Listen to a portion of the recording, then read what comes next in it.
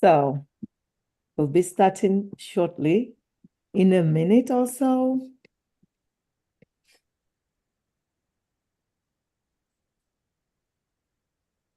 There we go.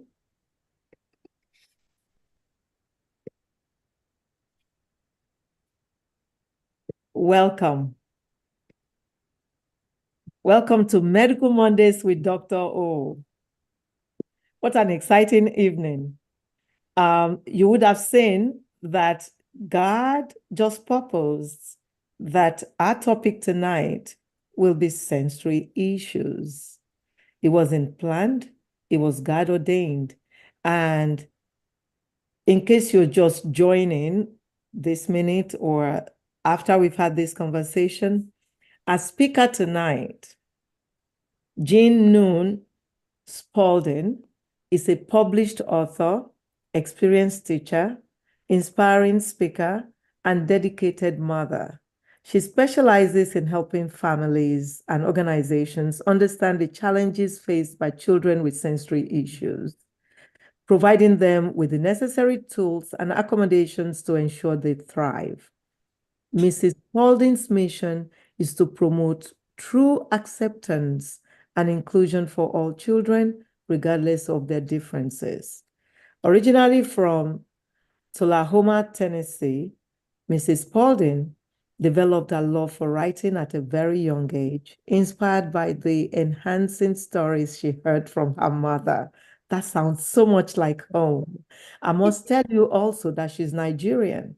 She She's is. 33% Nigerian, so she is Nigerian. And that's how we do at home. We learn a lot. We get lots of stories from our mothers, about the ancestors. After completing a Bachelor of Arts degree in education at Austin Peay State University in Clarksville, Tennessee, she was recruited to teach in Louisville. Louisville Mhm. or Louisville, Kentucky? Louisville. Louisville, Kentucky. Louisville. Louisville. There you go. Thank you. Everyone says it wrong. It's all right. Louisville. I learned something. Louisville, Kentucky. That's Nigerian accent. Guess No, what? people around this Nigerian. country say it wrong too. So it's all we're used to it. Madam CEO, she's Nigerian. She's 33% Nigerian. I So am. my Nigerian accent is totally accepted tonight. I'm already tap dancing for that. We got one. So she was recruited to teach in Louisville, Kentucky, where she has lived for the past 33 years. Mrs. Spaulding went on to earn a Master of Education degree in Education Counseling from the University of Louisville. After retiring from Jefferson County Public Schools in 2018, Mrs. Spaulding has focused a passion on professional writing. When she's not writing, she volunteers with various organizations and charities, including our church's Salvation Army Ministry, our daughter's charity, Blankets of Hope by Malia and friends. And she created that charity when she was 12. Wow. Making blankets for the homeless. Yeah. Wow. Wow, that's impressive. Mrs. Spaulding also enjoys traveling, shopping, working out, and spending quality time with her husband of 22 years, Larry, and their daughter, Malia, who is the star of the Adventures of Lily or That's it. Lily series. Lily. Fantastic. Welcome. Welcome to Medical Mondays with Dr. O, my Nigerian sister. Thank you for having me. I feel just at home with you guys. I just, I feel the love. I feel the love. Fantastic. The floor is yours. Okay. Well, as she said, my name is Gin Spaulding, and I am originally from Tennessee. I've been living in Kentucky all this time. And the way my journey started writing these books and all of that was because my daughter, I learned, had sensory issues and in a speech delay when she was little. And, getting to the delay, I'm like, how can she have a delay? She like taught herself the alphabet at 2 and was reading by 2.5. And they said she had a delay. I was like, really? But she's doing all this, but she didn't do some of her developmental milestones. So as she said, I'm an educator. So when she was 22 months, I had her in speech therapy with First Steps. There was something called First Steps. Every state has an organization, or most states do have an organization that the goal is to help children to not have any developmental delays. So it's like 0 to 3. Here in Kentucky and Indiana, it's called First Steps. It's called something else in Tennessee, and I'm not sure what it's called in other states, but they will test your child on a free sliding scale and evaluate them to see if they have any type of speech delay, learning delay, developmental delay, whatever. They test them, and because the goal is to take care of that before they turn 3. So she was in speech therapy, and then later on she had occupational therapy, and they said that she had sensory issues. Well, I was like, what is that? Now, at that point, I'd taught at least 10 years. And I said, what is that? I mean, it took me a while to understand what sensory issues were. And so raise your hand if you are familiar with sensory issues. Okay, so it's where you're oversensitive or undersensitive to the stimuli in your environment. So if you're oversensitive, then you're avoiding the stimuli. If you're undersensitive, you're seeking it. So you have avoiders and seekers with this sensory issues. So think about the nails on the chalkboard when people put their hand, a lot of people can't stand that noise, or the tag in the back of your shirt, or clothes that are too tight, too loose, crowds, certain foods that taste that are off your 5 senses, oversensitive or undersensitive with those 5 senses, your 5 major senses, sight, smell, taste, touch, hearing. And then there are 3 hidden senses. So 1, proprioceptive sensory issues, that has to do with muscle memory, and it has to do with body awareness. And then there's vestibular, has to do more with balance, but usually vestibular and proprioception, they go hand in hand. And then there's a new one that I had to learn about, interoception. And interoception is how you're doing on the inside, understanding when you need to take a break and you've run, you can feel your heart beating, understanding when because there are some children and maybe even possibly adults that they just they're not connected with their bodies on the inside. So they might not really know when they're sick or when they're hungry or when they're thirsty or when they have to go to the restroom. That's mostly in children, but that does happen. And they still might struggle with that when they get older, especially if they haven't had therapy or a way to get some help. So when in 2018, that was my 27th year of teaching. And I had a very interesting class. Well, okay, they were something else, right? So I had 27 years and I could retire. So I prayed about it, and God showed me, girl, honey, it's time for you to go. So, and I asked my husband, and he's like, I don't care as long as the bills are paid. I said, all right.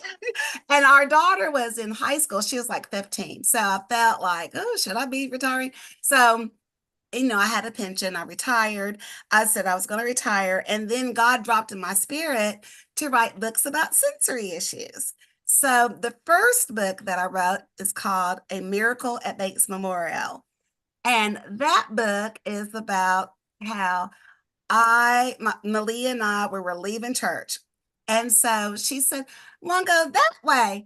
And I said, "Well, let's go this way. The car's right there. It's close. We could just leave. She said, go that way. I said, and she was about to cry and have a meltdown. And something said, look at her door and your door. So her door, there was no one there. My door, crowded, loud, the lights. It was sensory overload. So I said, we'll go your way. And that's the Miracle at Bates Memorial is what that's called. And so that was my first book. And so after that, my goal is to write a book about every sensory issue. And if y'all indulge me, I'm going to show y'all something. So this is my second book. It's called Picture Perfect Not, because she hated having her picture taken. And I love taking pictures. And, she's our only child. So y'all already know Nigerian family. I was all about the picture taking, okay? And she just hated it. So I wrote this book, and then in the back of every book, except for the first one, because that's the introduction, it's like a checklist. So these are signs and symptoms of visual sensory issues. So parents can kind of see if their child might have that sensory issue. And so anyway, in this book, we got her got her all dressed up to get her picture taken at the daycare, and she refused to let them take her picture. So that's what happened. And then this book this is the third one. This is proprioceptive sensory issues. And so basically, she was on the jumpy. It was really crowded. It was the Hallelujah party we had because it was an alternate to Halloween. So our church had this. So she had a Lily let down because we had to pull her off of the jumpy because she refused to get off, and she had to get off. There was a whole line waiting. So I pulled her off. She had Lily let down, and I was so upset, oh my God, people were staring. And I was like, I almost started crying right there, but I didn't. And I went home. I talked to one of my teacher friends. Her son had sensory integration dysfunction, which is like all the senses. He had issues with all the different sensory senses. And she explained to me that Lily was on the jumpy. It was so sensory overload everywhere. So when she's on the jumpy, it helped her to focus on just jumping because it was just too much. And when we got her off, she was upset at first. But then once we got away from the crowd, she was fine. And if it was a tantrum, it probably would have continued. But it was because she was in pain. It was hurting her. So there's that one. And this one is my.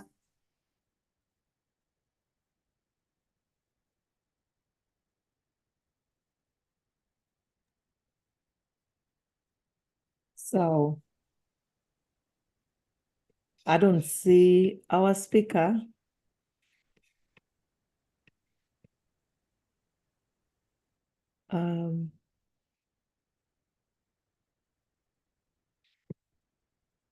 We lost her. Sounds like that. She's coming through. Yeah, I hope so. Technology has made its way everywhere this last week to cause disruptions everywhere. Even the court shut down today because there was power outage. Oh, wow. Did you hear about NEPA, the airlines? Hmm? The airline. NEPA got to America. The airline too, yeah. NEPA got to America. I like that. Yep. The airlines, lots of flights were canceled. At work today, we didn't have access to any of our computers. We could not access internet on any computers. And I'm like, okay, technology is showing how important it is to us. So this Monday today is an interesting Monday because our speaker this morning, called me early in the morning to let me know that she had a conflict that she didn't realize. It's never happened on Medical Mondays. So fast forward, here we are, we got Gin Spaulding, who is just amazing, agreed readily to come and, step in and talk to us about sensory issues. And now I think she might have had an outage because it's raining very heavily where she is. I heard the rain earlier on, before she came on. She's joined with her daughter's stuff. Yeah, she did earlier. Did she join again? Yes, she just joined. Yeah. Yeah. So unmute. You're muted. There you go. Sorry. Welcome That back. computer died on me. I didn't know Welcome back. that it was low. This is my daughter's computer. So anyway, okay, where I was telling you about No Kiss, No Hug. So did we finish? We finished talking about the jumping one, didn't I? Jumpaline. So the next book is No Kiss, No Hug. And so Malia did not like hugs and kisses. She had a sensory issue to touch. And so we were going to Tennessee to visit my family, and they love kisses and hugs more than ice cream and Christmas. So she was all anxious about all the kissing and hugging they were going to give her.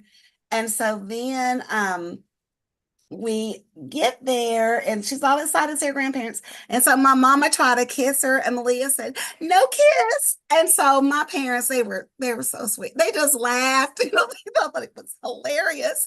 And so anyway, she's just glad that they understood her. And so understood her. And so every time they would see her, they say, hey, they'd give her a hug. They say, no kiss. It was just a family joke after that. But it was real sweet. And then the fifth book is on smell. So we have a little friend, Matthew, that ended up having to spend the day with us, and we don't know him that well. And he had sensory issues to smells, but we didn't know it. And he had a meltdown because he smelled something at someone's house, that we went to somebody's house. And we're like, what is it? What's wrong? And so we leave the house, and then as soon as we leave, he's fine. So we couldn't figure out what it was. And later on, we found out that he had sensory issues to cinnamon and Christmas smells. He didn't like those. And that's it. Do y'all have any questions? No, we leave the questions for the last. Oh. When you're done presenting, we'll have questions. Yes. Those who want to ask themselves will raise their hands and I'll call on them, or they can put it in the chat box. So when you're done presenting, we will start with questions. I'm done. I just sensory issues. It did take me a while to understand. And on my website, which is my name, GinSpaulding.com, I have resources on there. I have like Brain Gym is really good, especially in the classroom. It helps the left side of your brain controls the right side of your body, and the right side of your brain controls the left side of your body.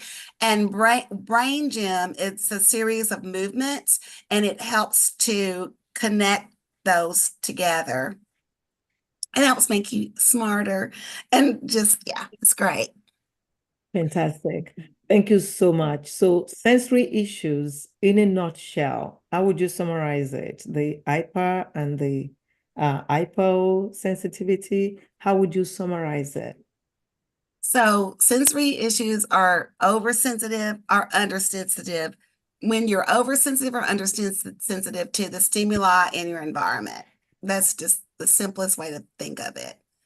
So, and if you're, go ahead.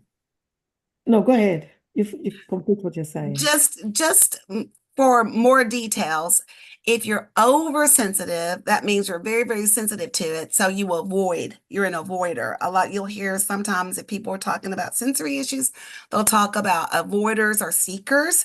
So you're an avoider if you're avoiding because, you're oversensitive. And if you're undersensitive, you're seeking. So like with Malia, she hated hugs. She was an avoider. She was oversensitive, so she was an avoider to hugs and kisses. But there are some kids that are seekers. They seek hugs and kisses, and which can be dangerous, in a way, because it might be too much. So you can be oversensitive or undersensitive to either one. So when we see children who love kisses and hugs, we say they are friendly. So Mhm. it's very easy to not recognize that a child is hypersensitive Right. because they're just friendly. But Right. so But there's a difference between friendly and overly touchy, kissy, kissy. I've always been a hugger. I love people. But it's one thing to hug you because I'm happy to see you, or might kiss you, but it's another to be up under you and hugging you and touching on you and rubbing, it's too much. So if they're doing all that, they're under responsive or hyposensitive. So so if you're over responsive, then it's hyper, and then if you're under, it's hypo. so how do you deal with someone who is hyper? Because you have been dealing with somebody, with your daughter, who is hypo. Well, So I'm going to come back to that because you have personal expertise in that. But when somebody is hypersensitive, the hyper is where you're how do one deal with it to help? avoiding, and hypo is where you're seeking. Is where you're seeking. Hmm. I think. Hold on. Let me think of. I usually don't call it that. Hypo.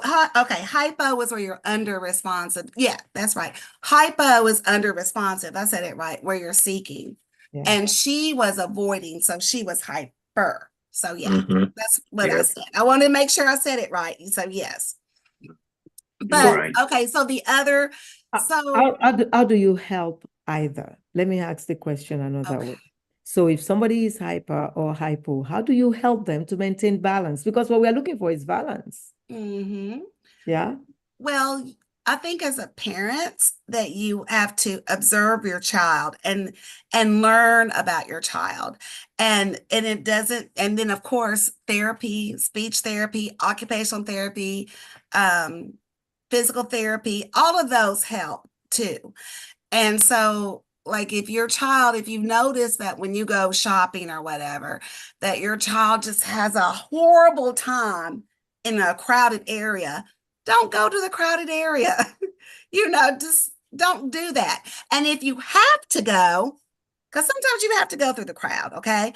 So I would say let them wear a backpack, play a little game. Oh, how many doors is it going to take? Help them focus on something else. How many doors is it going to take to get to Dillard's? Or count how many red shirts you see people wearing. Give them like a little activity to do in that situation if they don't like crowds. And kisses and hugs, if they're kissing and hugging too much, that's rough. I would just I would work with a therapist on that because I really don't have any suggestions besides talking to them and just making sure that they are, near me all the time, because you just never know. There's some terrible people out there, and not everyone loves little children, unfortunately. So I would just say be very vigilant and hyper vigilant, actually, and making sure that you are paying attention and to your child, learning their ways and how they are, so you can help them. Yeah, this is a huge subject and it's a problematic one, especially since 2020. It's now a little bit tricky to be able to make the right diagnosis to call what it is. Because now there is the 2020 COVID syndrome kids who don't talk. Talk when they should talk. They have speech delay. So, and they've been termed the 2020 kids or babies. So speech therapy has been, I mean, just amazingly helpful in those situations. They also sometimes are hypersensitive. They don't want to mix and all. And I'm not sure why that is, because it was 2020, 2021. So I shouldn't say I'm not sure. It just goes to show that the interaction, human interaction, physical interaction that we have, even from when a baby is born, is very important. And Oh, we've taken yeah, that for granted. it is. And Most definitely. It is so important. And I know when my child was little, like I said, from the time she was a little thing, she just never wanted me to sit and just hold her and all. She always wanted to be down and looking around and playing with the little stuff and her little toys. She never wanted that, hardly ever. So, so yeah. I have our Honorable Mr. Imodis. Kindly unmute. He had his hand raised. Go ahead. Thank you, Dr. O. You. It seems to me, though, that there hasn't been a lot of studies done around this area. Out of curiosity, though, I was wondering, does this hypersensitivity impact adults as well? Because the conversation we're having right now is just limited to children. It does. A lot there. Okay. A lot of the people that are affected as adults, if it's not taken care of when they're young, it'll carry on into adulthood. And I have a great example. When I came out with my first book, I was having lunch with an old friend and Malia was there. We were out of town.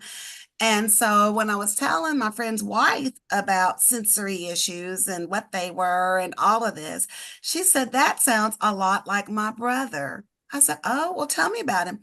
He was very intelligent, but it was hard for him. Oh my goodness. I'm sorry. I thought my phone was on mute. It was very hard for him to work with people. He just struggled. And I said, and the way she described him, I said, it sounds like he has sensory issues. And it was to the point where he really became like a recluse because those issues were never dealt with. And what we have to remember is that all sensory issues, they don't always rise to a diagnosis. So you can have sensory issues and not be diagnosed with anything. In the classroom, there are a lot of children in there that I noticed had sensory issues. And so, I would talk to their parents and give them some strategies and some suggestions and things like that. But sensory issues are real. And if you think that your child might have any of them, I would go talk to the pediatrician, talk to my doctor, try to avoid the things that set them off to make them have a meltdown. And that's what I would do. But yeah, it doesn't leave you. I mean, if you have sensory issues as a child, you learn to tolerate certain things, you learn how to avoid certain things, you learn how to deal with it as an adult, but it doesn't necessarily mean that it's totally gone. Like my daughter still doesn't care for taking pictures, but she'll tolerate them. She'll do it, but she still doesn't like it, but it's not as profound as it was when she was a young child. Well, she's able to tolerate it, and adults can tolerate it if they have appropriate intervention earlier on or at any point in time to be able to, reshape and Right. combat this behavior or this sensitivities, I should say. So intervention is needed, and yes, it carries on to adulthood if it's not dealt with. Right. Is your question answered? Certainly, thank you. Yeah. Thank So you. there's a question here that says, is smell included? This person What reacts now? to smell. Yes. Not included. This person reacts to strong perfume. It gives the person a headache and increases their body temperature immediately. Yes, those are. Go ahead. Sounds like that person has sensory issues to smells. And my last book was about sensory issues to smells and hypersensitivity to smells, over responsive is what they sound like they are, reacts negatively to or dislikes smells which do not usually bother or get noticed by other people, tells other people or talks about how bad or funny they smell. Not saying you would do that. Refuses to eat certain foods because of their smell, offended and are nauseated by bathroom odors or personal hygiene smells, bothered or irritated by smell of perfume or cologne, bothered by household or cooking smells, may refuse to play at someone's house because of the way it smells, decides whether he or she likes someone or some place by the way it smells. Thank So, you. Thank yeah. you. So there's another question here that Okay. says, well, he suspects that when alluded to the individual's introspection, you're talking about the physiological connection to their sensitivity rather than their psychological. Yes. Yes.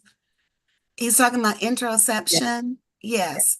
That's how you feel, being in tune with how you're feeling on the inside. And it can even go to your emotions as well. I've been doing a lot of research on that because it's a newer one, but it's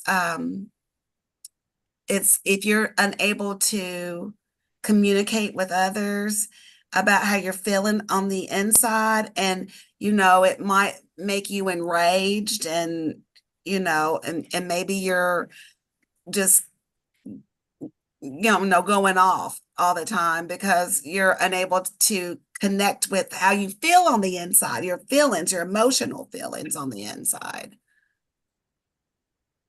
Thank you. Thank you. Dr. Ajagbe, kindly unmute. Hello, everyone. Thank you, Ms. Spaulding. Well, the question I'm about to ask has to do with how people are being classified based on the way, their coordinations. There are people that are being called clumsy. They are easily disoriented, and they just wave them aside as just being clumsy without actually understanding what is causing them to be in that kind of situation. There are some people, they are constantly dropping things, not because they have problems, holding on to stuff, but like, proprioception requires ability to have spatial orientation, which is unfortunately difficult for people who have been described as being clumsy.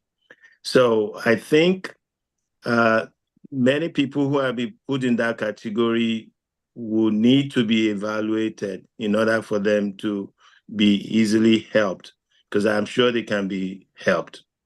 Another thing that I wanted to allude to is the fact that a lot of children might have been put in the categories of, ADHD because of the way they behave, not realizing that they actually have the sensory processing disorder, which most of the time may easily be overlooked. So I just wanted to throw those up open to you, for discussion in case there are other things to say about them. Yeah, and I was that kid that was clumsy. And, you know, I was constantly breaking stuff and falling up the stairs and running into walls. So my daddy was told my mom, he's like, I don't see how Gigi makes those A's and B's. She's always running into the wall. I mean, I was just, you know, my proprioception was off. And so, and I think another thing that I'd like for you guys to remember is a lot of times the child's sensory issues and your sensory issues might not be the same. So, like if Malia was running into walls, and I was like, gosh, she's just like her mama. But she was not. She liked to run on the grass, and you know, she could catch, you know, she was athletic in a sense, you know, especially when she was little. So, but you're right, their proprioceptive sensory issues are definitely a thing. And a lot of us that are clumsy, or you know, are called clumsy and running into things, it's because we have problems with our proprioception. And I want you guys, I watched doing research on my book when I was doing proprioception. There was watch this video, and it was really, really good. If you go onto my website, I have it on my website. But they talked about proprioception is like, if you think about when there's something wrong with your eyes and you can't see very well, you know, the glasses give us 20/20 vision so we can see, but we don't have that for the rest of our bodies. And so she, you know, it's like when someone is blind and they're walking down the hall and they're touching a wall, you think nothing of that, right? Because, well, they're blind, they can't see, they need to have their perception there. So they're going to touch the wall. Well, it's just like that with these kids that have proprioceptive sensory issues. They're actually paying more attention to you when they're rocking and moving and all this stuff. They're actually paying attention to you more because they're doing that because they're trying to find their proprioception in their body, and they're actually paying attention to you more then. So that's why a lot of classrooms have like flexible seating and all that. And I want to say that most children, I mean, if not all, I would say most that have ADHD, autism, sensory processing disorder, they have sensory issues. But sometimes you can have sensory issues and not be diagnosed with something. So, but yes. Yeah, I was just going to talk about autism, because you see most of the children, they are constantly moving like that. And some of them will be very quiet and not wanting to be touched. Anybody who tries to reach out to them, I've seen some of them as patients, and it's very difficult to treat them. Even though you know you want to help them, but they just don't want you close to them. They don't want you touching them. Right. So, and many times, I didn't know too much about sensory processing disorder, until I started encountering some of these patients. I started trying to figure out why are they like this? And then I know that, yeah, everybody cannot just be waved aside and said, okay, this is a blanket disorder that they are experiencing. They have to figure it out specifically so they can be really helped. So exactly. And then you thank have you to for raising remember, this up. thank you. We have to remember too, with autism, it's a spectrum. And when my daughter was little, she was diagnosed with hyperlexia. I don't know, are y'all familiar with hyperlexia? Anyone? Okay, so hyperlexia is hyper reading. Like I told you, she taught herself the alphabet and she started reading at 2.5. And it was just amazing. Now, she had educational toys and all that. I was ready to teach her how to read, but I didn't have to. She taught herself. And but hyperlexia is like autistic-like symptoms that are supposed to fade off, and that they have photographic memory, and there's a lot of great things that go along with hyperlexia. But the autistic-like symptoms that she had were the sensory issues that she had. So, and she, she'll look at, her eye contact isn't the greatest. You know, she'll look at you, but she doesn't, like, for instance, I'll give y'all a good example of something. I'm using her computer and she does not like to look at herself. She doesn't like any of that. So she has her computer set where it's off. Like you can't she can't see herself. That's why I couldn't see. I was like, I can't see myself. She has that totally off. Like you can see me, but I can't see myself to see if I'm centered or whatever. That she doesn't like. She still has visual sensory issues. And so, yeah. So, Yeah, sorry, I still Dr. have something to say. Yeah. Go ahead, please, sir. Yeah, the vestibular part. I know that some people they can't stand flights because of how they feel once they're in a moving aeroplane, even though the pressure is supposed to be within normal limits, and many of them can't even tolerate going on any boat, any kind of movement that is not that makes them feel like they're not grounded. How do you think about that in terms of vestibular? I think for a person with vestibular issues like that, a weighted vest, something like heavy that's on them, or even a weighted blanket that would make them feel a little bit more grounded Mhm. in a situation like that. Maybe even because you said that they feel is the way that they feel like with the plane. Okay. I would just think of ways to like help them to feel grounded and connected and in the seat and on the plane. That's what I Yeah, think to help them.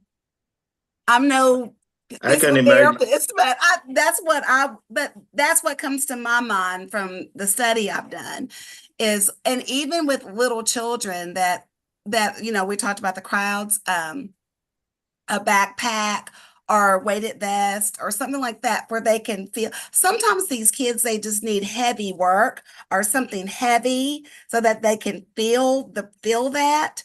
Oh, and I forgot, I didn't finish my thought about the proprioceptive kid. So when you see a child that's touching the wall and can see, you're like, stop touching that wall. Well, that child probably has proprioceptive sensory issues and they're touching it just like the blind kid.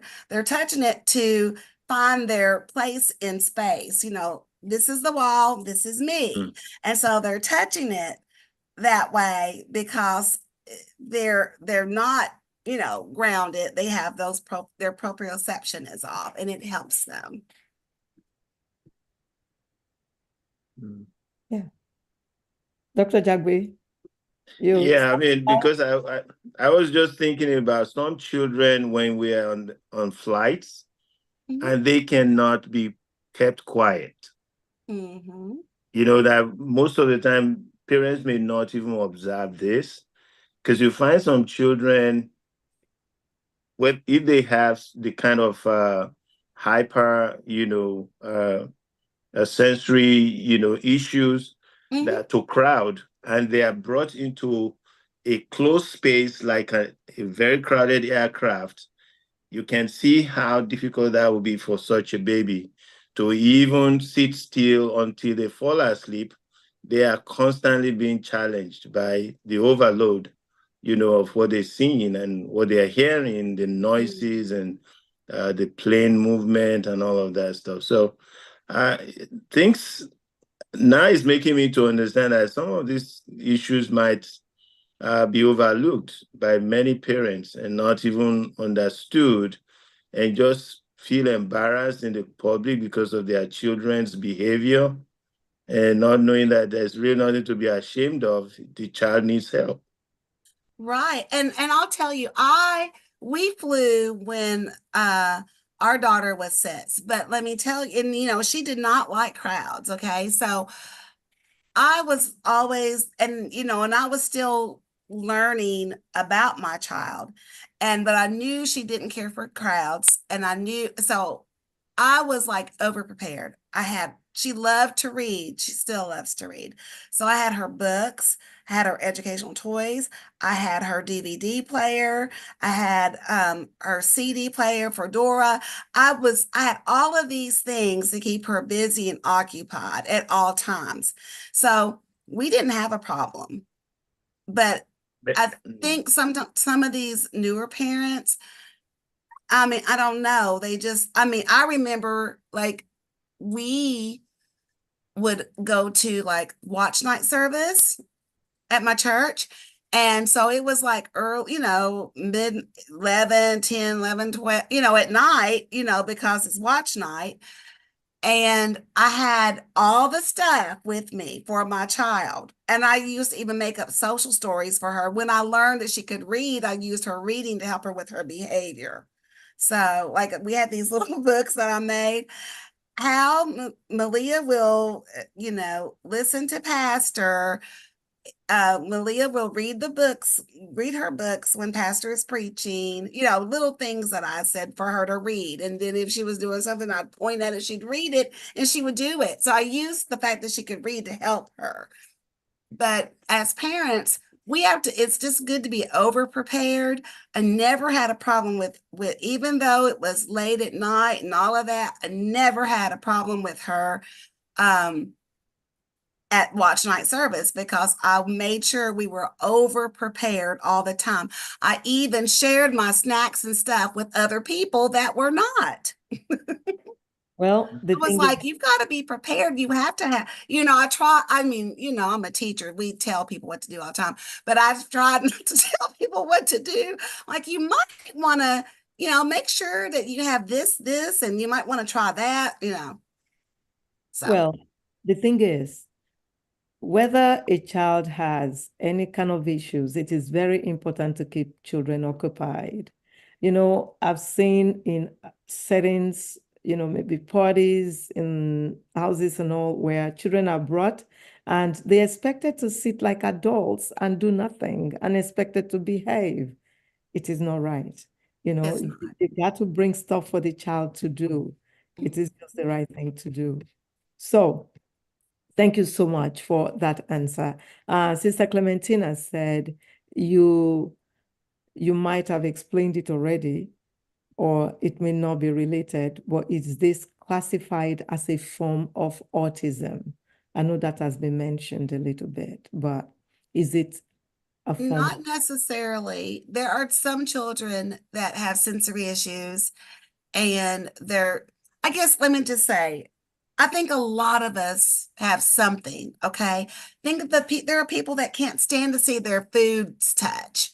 Are there people that really, there are certain foods they can't eat because of the texture, or, there are a lot of people that have them. The difference is, okay, if my food is touching, no, I might not like it, but I can tolerate it. I can get through. If a child has a real bad sensory issue to visual sensory issue like that, they're not going to be able to eat the food or do anything until it's not touching anymore. Like, I'll give y'all an example. So one time, Lily was in occupational or physical therapy. I can't remember which one it was. No, occupational speech therapy. And they would always swing her. That was very calming for her. So she's on the swing. And so the speech teacher, the therapist was trying to talk to her, and she was just looking up. I was like, what is wrong, Malia? Your doctor is talking to you. I mean, the therapist is talking to you. And she just could not stop looking up. I said, what is wrong? And the therapist said, there's a tiny squeak up at the top. Mm-hmm. I couldn't even hear the squeak, but she could. And she was unable to really do anything else because she was focused on that squeak. So, like, they changed the swings and then she was fine. And then she could do her little work or whatever she was doing. But yeah, so it is very important. And most children, I would say, with autism, ADHD, sensory processing disorder. Well, definitely, because that's all your senses, having issues with all of the senses. A lot of a lot of a lot of those, they have sensory issues. And like I said, sometimes children have sensory issues and they're not diagnosed with anything. That is also true. So, So I have this in the chat box, so I'll be right with you. And I had difficulty understanding it, so I'm going to try. That's okay. Haman. Haman, and if you like to raise your hand and just say all these things, I think it may be better. But I'm going to give it a stab if you're not, if you don't want to talk. So it said, some adults with sensory issues in the UK with amended lesson plans and exam preparation for law exams. He's a lawyer. So, Okay. so I guess he's saying that when they have these issues, they have some, they have some Accommodation. accommodations, yes, to prepare. We have Well, it here. So from my experience, okay, if I I know like they have like a 504 plan. My daughter has a 504 plan that she had A's and B's all through school, and well, mostly A's. And she was valedictorian of her 8th grade class, but when she went to high school, she went to the #1 high school in the state. It was nationally ranked. It's a very hard school. It's like they say it's like college, and it was. The only difference is she was home with us at night. But she was overwhelmed. And, I was like, well, let's get her tested. I said, because, she does have hyperlexia, which, people are arguing if it's autism or not. People argue about that. I was like, I don't care what you call it. Just, help my child, because she was just overwhelmed. And so anyway, but when she had her 504 plan, they did retest her and they said autism 1, which some people, that's fine. But anyway, received, she had a 504 plan that she used, and that's a diagnosis. I'm not sure if you can receive a 504 plan unless there is some type of diagnosis. I'm not sure if you can get a 504 plan just from sensory issues. I think you would have to have some type of diagnosis, no, but you can. You you can. can? Yeah. Okay, well, that's good to know. I didn't know that. If a doctor gives you a letter to say that Okay, you do need accommodation, we accommodate for different reasons. And okay, if somebody has known sensory issues, yes, we will do that. So he also wrote that various sensory complexities clients with these issues meant they were granted certain reasonable adjustments, which took account to what extent the sensory issue was an inhibitor to their overall performance, which was to make it a level playing field as much as possible. He said some of the examples would be brightly colored rooms, font sizes or print on lesson plans and exam papers, the mode of the exam taken, that is pen and answer sheets, or via computer or disk, noise sensitivity, a prompter for those who gaze and lose focus during tests, etc. And he said that's just to mention a few that he had dealt with over the years when he was employed as an examiner. So the way it's done in the UK seems different. Haman, if you would unmute, that would be great because I don't live in the UK. I lived there in 1979 to 81, and I had no idea of all of this. So, yeah, but I'm impressed by the colored rooms and the different font. I mean, because they're not doing all that here in the United States. I mean, they might give you, I mean, but then again, I did learn that there are different accommodations. Like my daughter likes to knit and she likes to keep her hands busy. So her 504 plan lets her knit in class. And so she can knit. And so, because she's just like when she's not writing her notes, she knits. So there's all kinds of different ones, but I'd never heard of the font size and the color rooms and all that. That's very interesting. It is. I think And it's great. we don't have that there here. We will give them more time to take their exams. Mm-hmm. I don't even think we have anything for noise sensitivity or anything like that. I'm not familiar with that here. And he also said in the UK, unless parents are vigilant or early years practitioners pick these issues up, they become major inhibitors in the educational attainment that affect individuals into their adulthood that are only then brought to the attention of practitioners. Real issues in the UK at present is schools' budgets are stressed, so financial decisions tend to avoid paying. So parents need to be assertive and use educational professionals to force the issue to obtain help. Since the pandemic, the numbers have greatly increased in the UK, like everywhere. Thank you for bringing this subject matter to our attention tonight. And he is right. Since the pandemic, we've had more issues. And this is a very important subject because this follows people to adulthood. We actually see I'm sure almost everyone on this platform, if not everyone, is familiar with adult ADHD. Mm-hmm. No, it's when people are now grown and they realize that they're not focusing and all of that is when they now come to care. They come to seek help because they see that they cannot focus on work. But it has started long ago when they were young and they've missed out on a lot of academic, foundational knowledge, which they were unable to focus on. So this is a very important subject, very. So Dr. Ajagbe, kindly unmute. Yeah, the question I was going to ask has to do with sleep in relation to those who have sensory processing disorders. What are your observations about sleep for your daughter?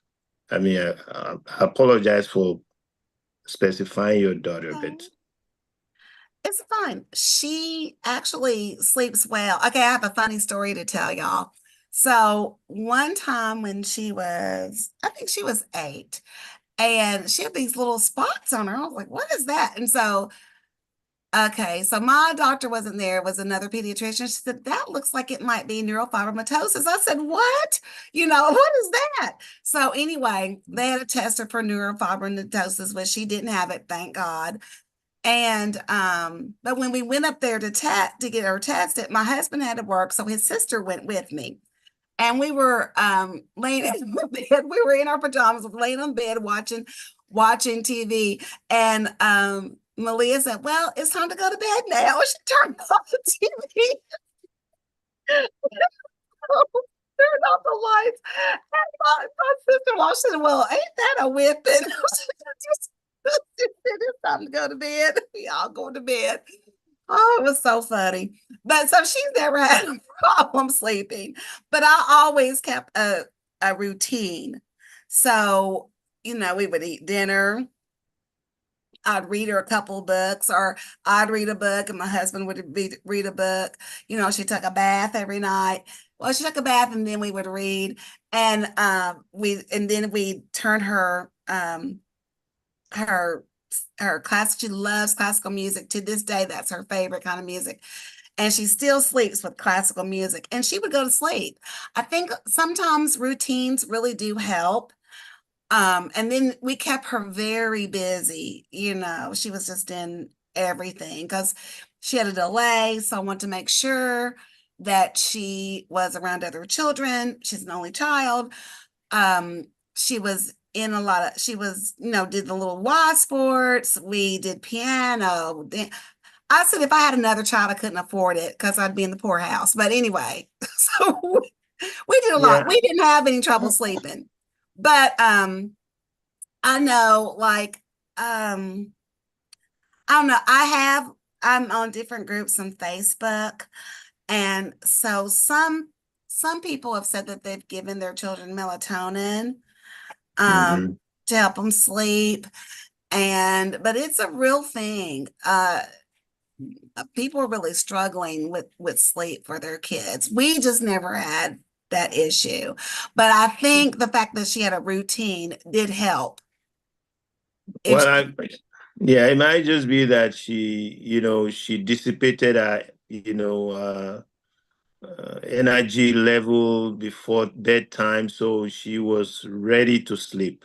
Imagine some children that they have this kind of sensory disorder that they can hear sounds that other people cannot hear, Mhm. and that will prevent them from falling asleep.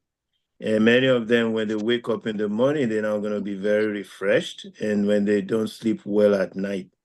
So I'm kind of wondering, I have to check the literature and see what really is documented as regards the effect of sleep on those people who have uh, some kind of sensory processing disorder. Yeah. It Yeah. would be interesting to read about and study on. I do, like I said, I'm in a Facebook group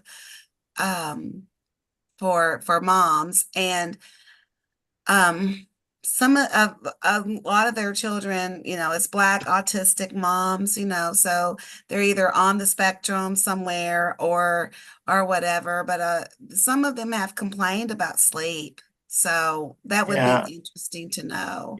yeah, because if a child didn't sleep well, they will not cooperate well during the day. They Mhm. might feel sleepy when everybody's supposed to be on some kind of tasks, and they just feeling, so grumpy and grouchy, and because Mhm. they're really not with everybody, they're not rested well in the night. So, Right. which then puts them in a very bad situation for, aggression and uh, Mhm. easily irritable, and so I thought that's something that somebody needs to really address. I Well, agree with that. some And kids, some as kids have that, some don't. And you're right. well, as a teacher, I saw a lot of children just like that. And it was because their home life, their parents weren't making sure that they went to bed on time. They had no routine. They could just stay up as long as they wanted to. I had a little boy in my class one time, and he was saying that he stayed up. I mean, this is second grade, that he stayed up until 11 or 12 watching TV with his mama. I was like, what? And so I called her and just told her the importance of sleep, and nothing happened. She was just, I don't know what's wrong with her. So anyway, I happened to talk to his father, and I told him his father, God bless him, he got, he took little Eddie, and what's his name? Eddie. Yeah, little Eddie, and he got custody of him. I mean, the mother didn't care, so he just started staying with his dad, and everything I told his dad to do or suggested, he did, and he improved greatly because his dad listened to me, and he cared, and he wanted what was better for his son, and so a lot of it is routine and what you do at home. These children do not ask to be here. And I understand some people don't know better, but I don't understand why it is the parents that really don't want to be bothered. They're not trying to go to any of these parenting classes. I mean, I don't mind going. I mean, I know I don't know everything. So I never would have mind going to a parenting class or any of that, because it would make me a better mom, a better teacher, a better consult to other people. So I don't know. Some of these parents are just something else. I mean, I'm not parent bashing because I'm a parent, but I just years of teaching, I've seen that, and it just would break my heart because if these children would have been with a person that gave them a routine and worked with them, they could have just done so much better. Thank you. Thank Mr. you. Ode, kindly ask your question. You're muted. Am I? Yes. Okay. Can Well, hear- yeah, I wanted to sit a little bit on the issue of sleep, right? Okay, so we know that there have been some solutions provided in terms of medication for sleep. I guess my question is, with the issue of sensories, do we see that the solutions are moving towards that direction as well, aside from the physical therapy? I haven't heard the mention of their development in the direction of medication as part of the solution, as a complementary to the physical aspect of the solutions being provided. Okay. I'm just going to speak on my own daughter. When my daughter was little, I took her to a holistic doctor. We went to a holistic doctor, and he was like, I think, she might be allergic to milk or, gluten. And so there's like a little simple blood test that they can give you, and it tells like like 30 foods or drinks that you could be allergic to. Well, she was highly, highly allergic to milk. We didn't know it. So before then, we had milk in the cereal. I gave her yogurt. It was a lot of milk going on, okay? And so then I started making my own milk. I started making almond milk. This is before all of this other stuff. This was 17 years ago. So I made my own milk. At first he's like, no gluten. I made bread. I mean, I just did all of that. And I did notice a difference in her behavior because she was a little hyped up. She was a little excitable, right?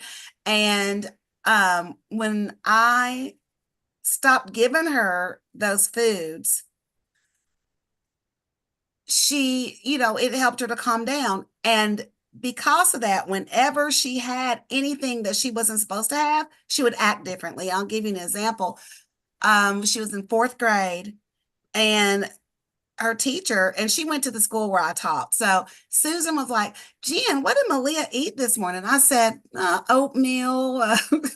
She had some almond milk, the usual, maybe some fruit. And I said, why do you ask? She said, she's just been a little hyper today, like a little, not, she's not in trouble, nothing bad, but she's just up more and at my desk more. And I said, you know what? Then it clicked on me. Now we ate the way she did, but my husband, you know how you men are. No, just talking. My husband likes chili, so he bought himself. made chili, but he bought himself some cheese, some shredded cheese, and it was in the refrigerator. And she got into that cheese and ate it, and that is why she was acting differently, because she had that cheese. So sometimes it's a diet change. And so we later learned, I told y'all that she was retested in high school, and they said that she was autistic and all that, but they also said she was ADHD. And I was like, really? And then she was like, like, oh, she didn't like, I'll say, Malia, did you take a, why do I have to take it out, Mama? What? I mean, this isn't my house. All of that. Okay. And I was like, look, you live here, you need to take the trash out. So, it was an argument or whatever. So I kid you not.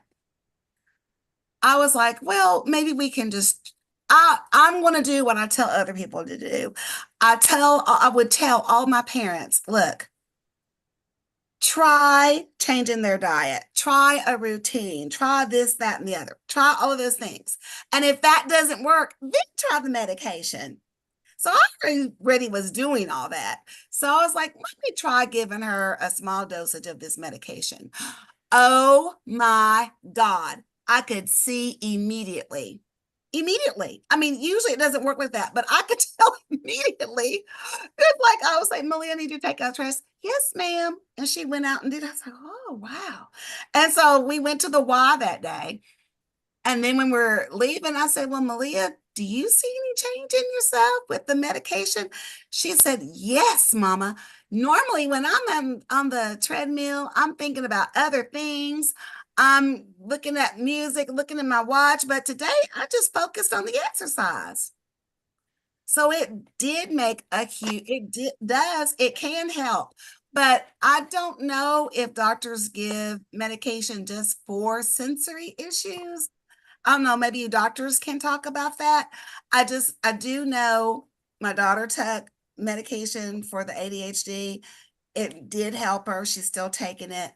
And I know that children have taken medication, kids with autism have taken medication as well to help with them.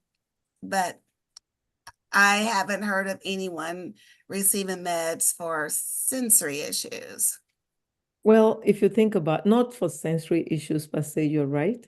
But if you think about it, there is overlap of these things. So what we do is take history, proper history, see what the symptoms are, and treat the symptom. So whatever name or label is given to it is given, but we treat the symptoms and they are very effective. Thank you for saying that, because that is true, right on the money, what happened to your daughter. Kids with ADHD, when we put them on medication that is appropriate, that is the child tolerates, it's like night and day how they perform in class and school. They do very well. Yes. So is your question answered? Certainly, there is more like a catch-all situation, like the crossover analysis that just gave up there. Well, thank you. Thank you. Thank you. Thank you. Wow, that is my sister, Dr. Mayowa Fawole, kindly unmute. Welcome, welcome. How is New Jersey? Kindly unmute. There you go. Hello, Welcome. Dr. O. New Jersey is great. Thank you. Fantastic. Fantastic. So Well, that's your question, and you have something on the chat box. I hope you add that onto it so we take care of it together. great.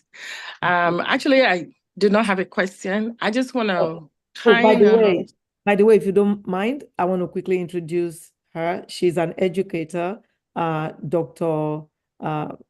Fawole, has PhD in education and takes care of children across all spectrums. So go ahead.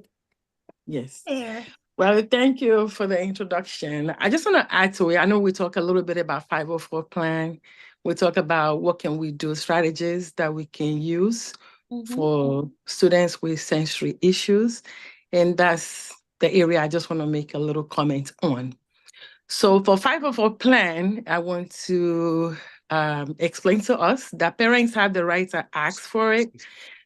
So it is important that parents actually understands their children, to really see what patterns are they seeing and know what is it that they feel their children needs. So once they have that identified, they can ask for a 504 plan. And I know that requires that parents know what that is, but it is available to them. There's a little difference between having a 504 plan and having a IEP. For students. So having a 504 plan allows students to get some accommodations. And 504 plan can include, anything that stops them from performing regular life activities, such as maybe a broken leg, which is temporary, so they can get accommodation for that period of time. So if a student have that and is doing exams, then they might not be required to do pen and paper. They might be required to have other accommodations that we allow them to take the test. So they can do like a voice to text might be available to a student at that time. So something like that. And also for helping students with sensory issues, it depends on what it is. So I'm glad we talked a little bit about autism or maybe ADHD. So if it's autism, there are different things that we can do depending on the need of the child. As we all know, autism is on the spectrum, so it affects students differently. So it depends on what the child needs. So sometimes, for all of them, usually routine works, which can also be used at home. So having a standard routine, this is what we do in the morning, this is our morning routine, this is the afternoon or bedtime routine, is very important, and it will help the children to understand what is required of them. And having a routine really help them. It's like an accommodation for the condition. We also use a visual schedule. So once you give them a schedule, they know what it is, and kind of provide them with visual support. Social stories is another thing that we do that really help our students. So we're talking about giving them, color-coded is something that is used in the classroom to help students, for visual support. I think I did mention a few things also, like a weighted vest. So it's a different accommodation that are available in the classroom to help them have a productive day. And also, a joyful experience in school. So as parents, these accommodations also can be used at home, to help our kids when they deal with these sensory issues. And I just want to add that to it, that it is available in the U.S. classrooms. It is much, much available. H101. Thank you so much for that. Yes. Because Sister Neneye, just 1 minute, please. Sister Neneye from California also had private chatted me that yes, we do have all of that in Britain, the colored rooms, the large funds and all of that we have them here in the US from a special ed education teacher. She's special ed educational teacher too. So Dr. Fawale from New Jersey saying we have them. Sister Neneye from California. And then too, every state is different. So some states, children might receive more than other states. And I'm going to piggyback on what Dr. Fawale said. You could also, flexible seating, like, in my classroom, sometimes the children wanted to stand. Like after I did the lesson, I said, some of them, I had those those balls that they could sit on. Sometimes I let them sit on their knees if they wanted to stand, if they wanted to sit on the floor. So whatever feels the best with your body. And then sometimes, those children need to feel pressure, like those bands, those little bands that are in the circle, the stretchy bands. So if a child they need that pressure, they can kick. And in my classroom, we did brain gym. We did a series of movements and brain gym. And we would, in between lessons, we would do our jumping jacks. We just did a whole lot of things to help our bodies. And everybody did it. So really, of course, I would secretly be thinking about a couple, 2 or 3 kids, but it helped everyone. Movement always helps. Yeah. Well, I'm glad you said that. And one thing I should add is that it would depend on the teacher if the student is not classified. So when you have an IEP, then it becomes, well, I don't want to say obligatory, but it is written into the IEP that these are the accommodation that the student needs in order to function properly. Right. But if the child is not classified, if the child does not have an IEP, then it is not required. So it will be at the discretion of the teacher, and also based on the skill and the knowledge of the teacher to be able to provide those services or those accommodations for the child. Right. And you're right. But the thing about it is, I'll give you a good example. Way back when I was a young teacher, I had a little boy that had since that's probably, but I was clueless. I really didn't understand. I knew he was going to, there was an occupational therapist that came and worked with him. And he said there was something called cal aerobics. And it's where you learn how to write by listening to series of music and you just copy it. And he's like, so if you could have him do this in like listen to it like in a learning center. And I said, I think I'll do it with my whole class. So I did. And those children had the best cursive writing ever because they started with cal aerobics and it helped them all with their handwriting.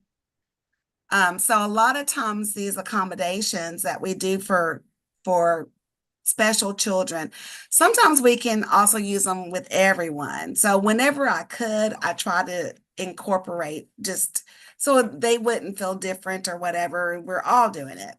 But sometimes, you can't. So, but when you can, I think it's a good idea.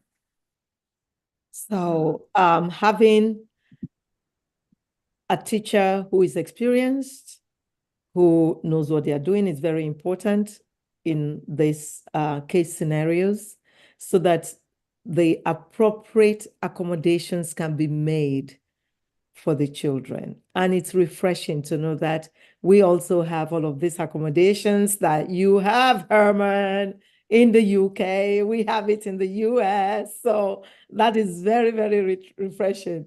Thank you so much, our special ed teachers, for educating us better.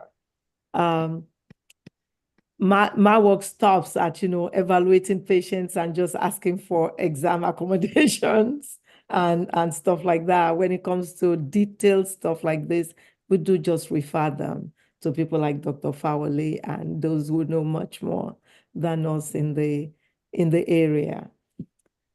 So, Dr. Fowley, you saying something? You are talking. Kindly unmute. Not really. I think I said it. Okay. I'm Okay. good. I think we're good so far. Yes, we do have them in the US and they are Good. functioning. Yes. Fantastic. Fantastic. Thank you so much. This has been phenomenal because, Dr. O, yes, go ahead. let me just ask something. Is there any kind of advocacy group for this type of situation? An advocacy group, you said a group? That will advocate for children with this challenge, With sensory issues. There are groups on Facebook, parenting groups.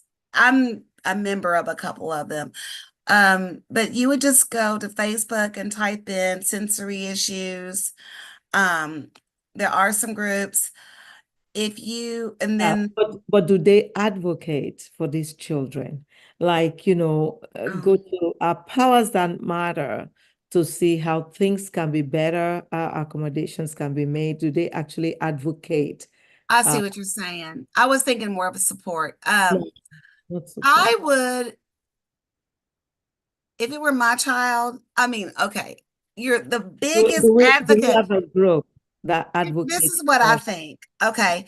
The biggest advocate that your child can have is you as the parent. You have to advocate for your own child first and foremost.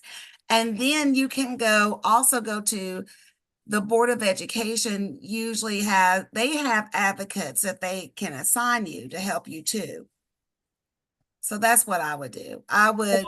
We don't have an advocacy group that's what they do, or part of what they do to advocate, to create awareness first that this sensory issue exists, that these issues exist, and also to see how they can to see how they can help parents and children, even adults that have these sensory issues. We don't have any groups like that. Right. Not a group, but you can go to the Board of Education and ask for an advocate for you. I think it's called like a parenting advocate. I'm not exactly what, but if a person was needing an advocate to like help them to get through the school system and IEPs and 504s plans, then they do have people that help parents do that. But it's not like I don't know of any groups. Dr. Fawale, do you know of any? Yes, I Well, know. the states do have a group, especially for students with disability, and it's from the state level. So, and we all know when things are from the state level, you have to be on top of things. You have to know the schedule. Can they get to every individual? Might be a challenge, to really listen to you. But it is there and it exists and it's functional. It's just that the volume might be more. It might be too high for some parents to actually get their case heard the way they should. And that's why some people, well, including myself, just started a program where I'm educating parents and providing support as much as I can. This is going to be like a monthly program where we're just educating one another, different ways, different strategies that they can use. And that's where we are. Thank you so Actually, much. in my study, this Great. is one of the problems, especially in special education, that parents are less informed about the services that are available to them. And to bridge that gap, and that is why I actually started the inclusive educational consulting services, which includes monthly workshop for parents, just to educate our parents to know their rights, to know where they can go for services, and actually to serve as advocates for them as well. I attended one of those. The very first one you did, I attended, but I didn't get any prompt for another one. So if you put that in the chat box, that'll be great for people who may need it, so that they can connect with you and know when you are having the next one. But the one you had, the first one when you kicked it off, was excellent. Thank you for that service. And Thank you. thank you. Attorney I was part of it too. Yes. Yes. Thank you, May I Dr. add Ed. something? Yes. Just 1 second. One Hello? second. Did I say cancel The- early stroke alert? Attorney Oyenusi said there is a foundation. It's called SPD Foundation, also known as KID Foundation. And their website is www.spdstar.org, that actually advocates for children like this. So Brother Imodis said, sounds like an opportunity for the subject matter specialist to start an advocacy group. Yes, that's what Dr. Fawale started a workshop. And I think that may lead to an advocacy group, right? Because his suggestion is great that this is something that needs to be done. So my darling sister Spaulding, you have to connect with Dr. Fawale and you guys get this done. Revert back to us to let us know that you've started the advocacy group. Yes. I would love that. Please. I mean, because the reason that I wrote the books that I wrote, well, God led me in the direction for the first thing. And then secondly, it was because, I wrote the books that I would have loved to have read when I was struggling, because I was struggled, with my child. It was hard.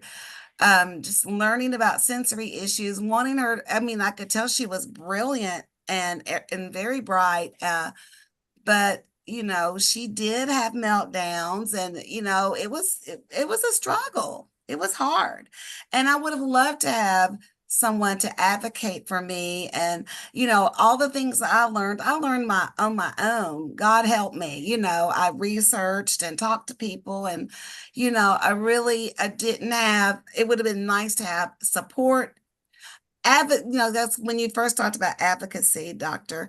I was just thinking of a support because that's what I was needing at the time.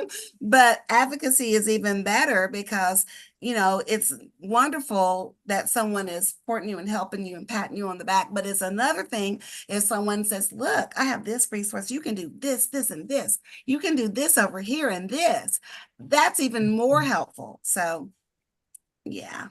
Fantastic. Thank you so much. And you're right.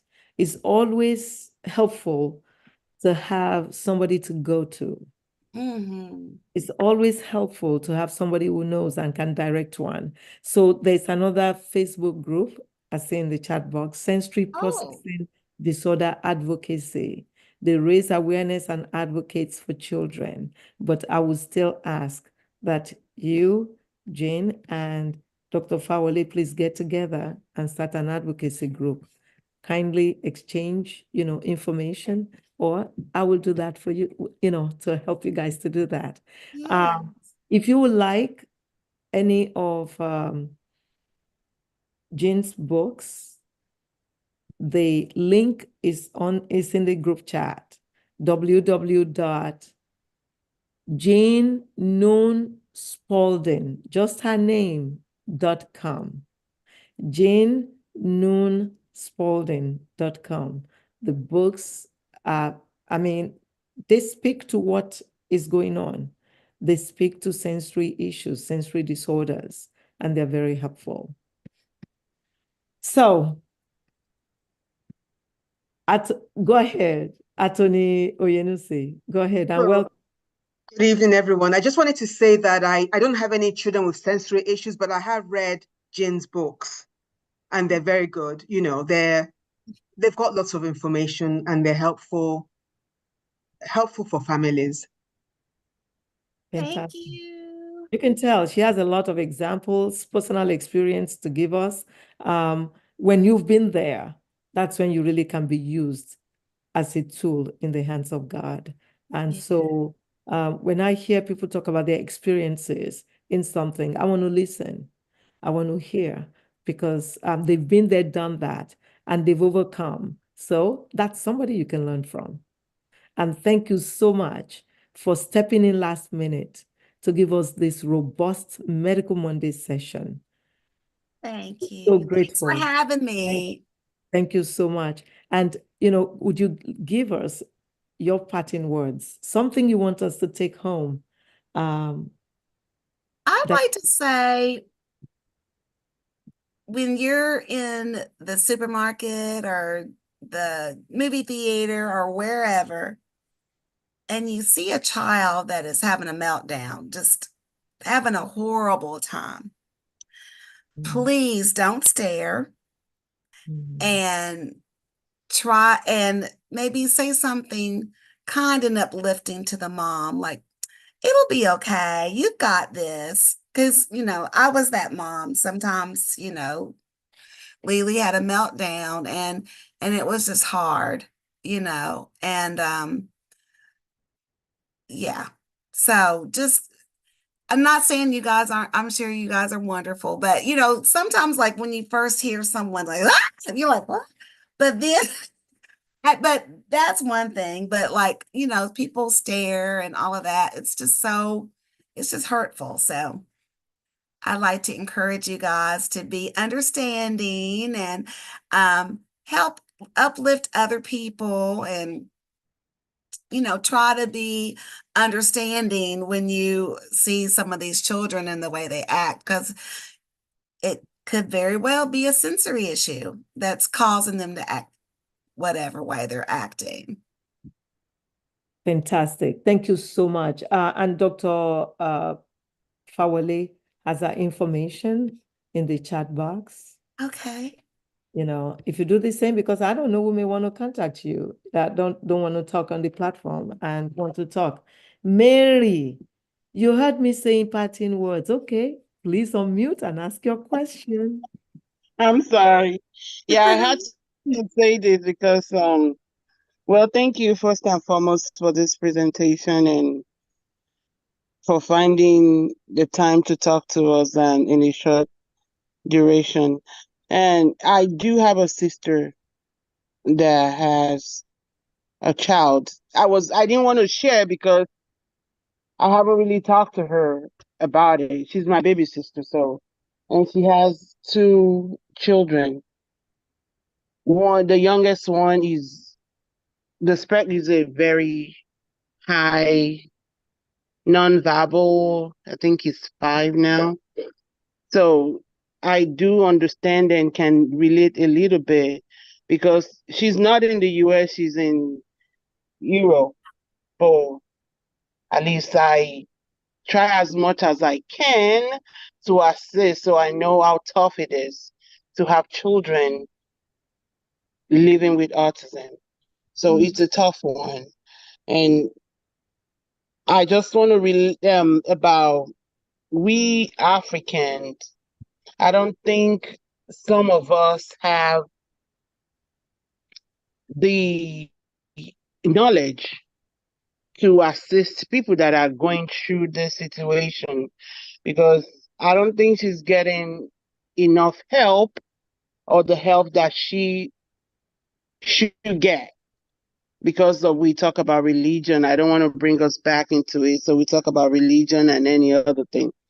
So I guess that's just what I want to tell you because I don't want to say too much. I don't know if she can hear it, but I feel so like it tugs my heart. So because she's my sister and she's going through this, and we'll keep praying for her and hope that at least the youngest one, that's the one that we're most concerned about right now, that he will be able to face this challenge. Thank you. I'm going to type in the chat. There's a Facebook group called Black Autism Moms. Okay, thank you. And they're great.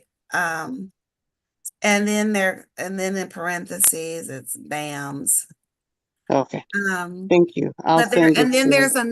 There's also a group. Just give me a minute. I'll look it up. But they focus on like holistic, your gut health, those kind of things, biomedical, something. I don't know. I'm gonna have to look it up, but just give me a second and I'll put it in the chat for you, Mary. Okay. Thank you so much. Thank you. Appreciate that. And tell her that she's not alone. She's not alone. And I'll tell you guys something I learned from actually autistic adults that they don't like it when you say level 1, level 2, and all of that. They prefer that you just say autism, because when you say high functioning, like my daughter is definitely high functioning, but when you say high functioning, people look at that as, oh, they don't need any support. Or when you say they're low functioning, then they're thinking, oh, they're like, they can't, there's no help for them. They're just, so the new thing is they ask for people to say high support needs, low support needs. So my child is definitely low support needs, but she is one that she does not like to ask for help. She wants to do everything herself. And so that's what we are still working on, is it's okay to ask for help. You know, we need one another. So she said, Dr. Fawale said, you can invest in a noise cancellation headphones for crowd issues. The parent can use social stories and try to avoid crowds until she's ready. So, and there is something I saw up here. So, Tukabaribo, okay, we'll ask the question, said, how can one best help a child dealing with emotional issues, kind of very sensitive to crowd and noise? So, and always wanting to be alone. I would say before Jean answers that Dr. Afawale just wrote that, investing in a noise cancellation headphones would help with those loud noise issues. And for crowd issues, to use social stories. Jean talked about taking those on the airplanes. She even actually tells some stories that she takes them and takes all these tools for a daughter on airplanes so that she's engaged. And then she'll focus on those instead of focus on the crowd. And, it was suggested also by Dr. Famuyiwa to avoid crowds until she's ready. But And Jane, also a weighted vest would help with that, and make a game of try to have the earphones on. That's a great suggestion.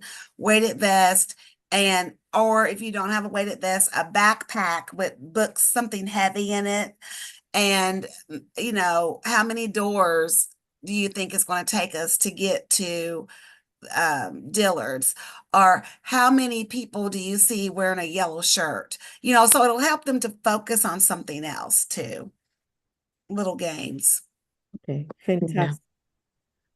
So when I say social stories, if you Google it, you just put social stories for crowd or avoiding crowds. Several things will come up on the internet, and there are different stories that parents can read to their children just to get them familiarized to crowd and how to navigate being among crowds. So using that with kids over time is going to help them to be able to navigate. And then you can ask questions and you see you will know when they're ready to deal with it. But social stories is a research-based strategies that has helped a lot of students with autism. Nice. And yeah, I had like several social stories that I created for my daughter. They have them online where you can plug in the child's name and the situation, and they'll like print you out one. We got one for free. And then I just made up my own social stories. I was going to tell y'all something else. I can't remember.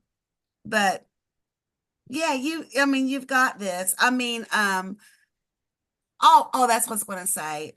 Mary, does your niece or nephew, does he or she have issues with transitions? Like let's say that they're going to go to grandma's, or then they have to go from grandma's to the store.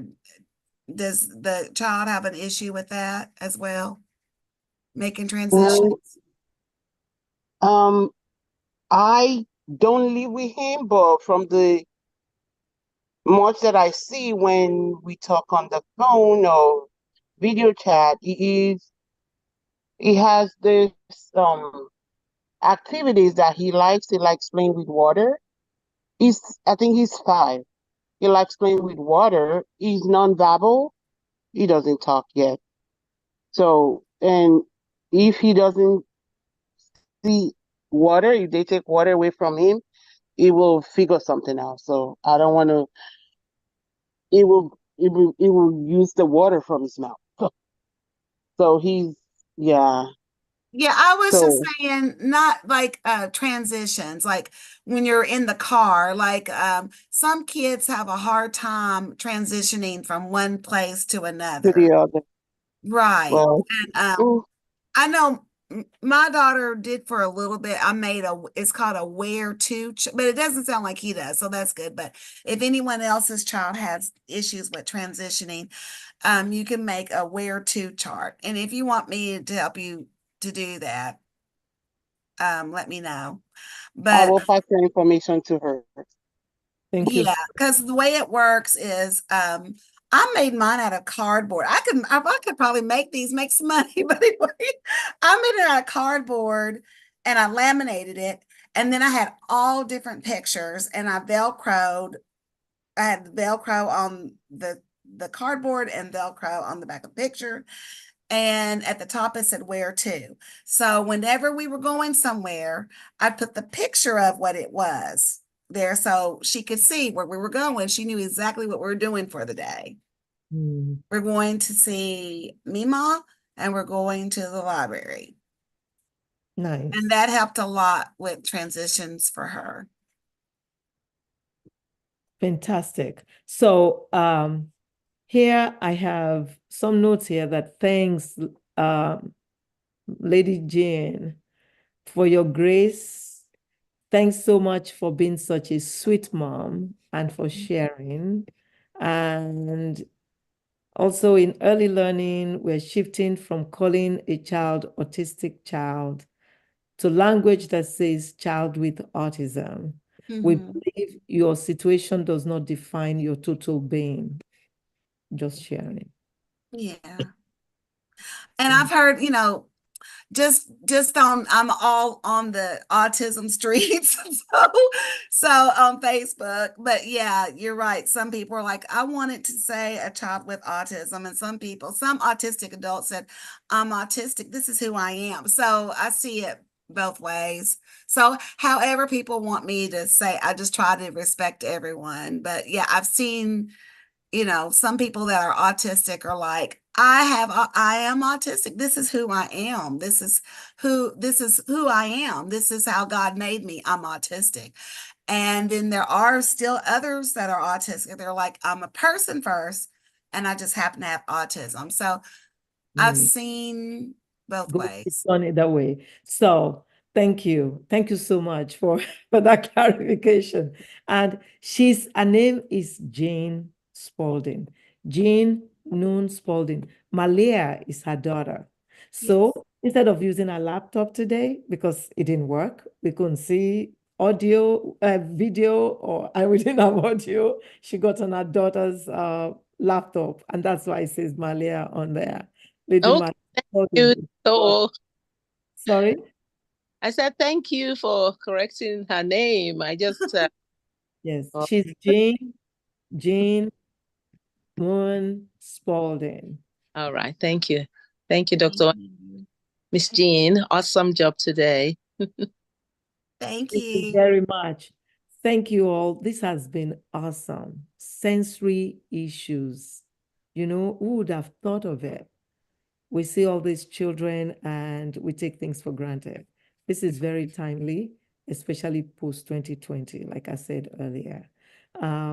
Sister Shade said, this is great information about the transition technique. Thank you, Mrs. Spaulding. Thank you. And if you guys need to get in touch with me, I put my email address in the chat, and my website's in the chat. I do have some really good resources if you want to go to my website. And I am also on Facebook. I didn't put that on there, but I'll put that on there now. But I'm here for you if you want to chat or you have a question later. Thank you so very much. We appreciate this. And I just reposted our information. I'm looking for I've reposted our email address. I'm looking for here it is, the website. Yes. www.janenoonspaulding. And everybody remember, she's Nigerian. In case 33%.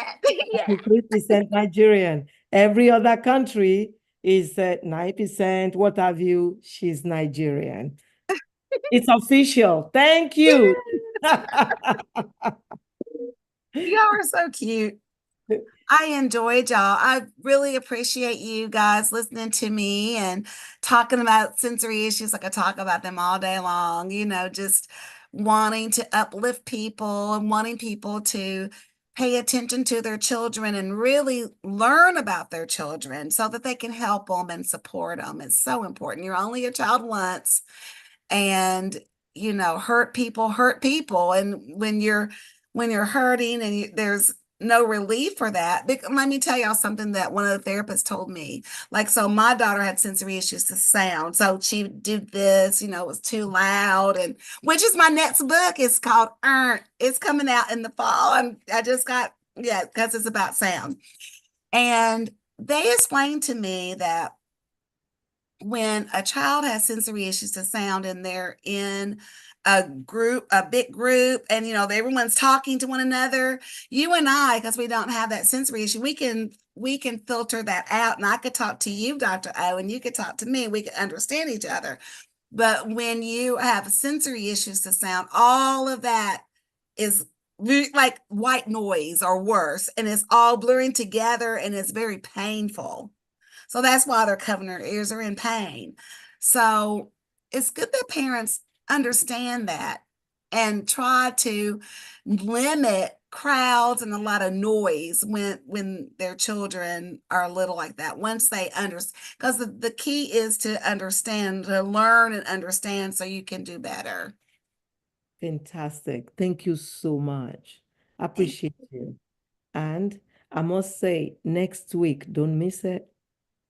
We have a group coming. It's going to be a panel, a forum on a subject that is so important that we overlook in our society, in our community. Thank you for setting the pace, Jane, because, talking from personal experience is so important. I said earlier, if you don't go through, you cannot be used of the Lord. And when you go through, then it's you can actually now positively impact from experience. That's what we're going to get next week. Don't miss it. We're bringing some amazing women and men on the platform next week. Haman from London is still up, said, thank you, learned so much, which helped to enhance my knowledge and experience that he has had with individuals. Thank you. Thank you, Haman. And good morning. I love it. So till we meet next week, please stay safe and stay cool. It's been so hot in so many places. It's incredible. And You when can say that again. We had an earthquake here yesterday because of this heat. Oh no. Yeah. Is everyone okay? Yeah, everyone is okay. Got books flying off the shelf, but wow. In my neck of the woods, at least, it was 3.5. Ooh. Wow. Yeah. Wow. Please stay safe. We'll keep praying. The good Lord will keep us safe. All this, I don't know, weather and all of those. It's incredible. Global warming. God help us. So we'll see next week. Don't miss it.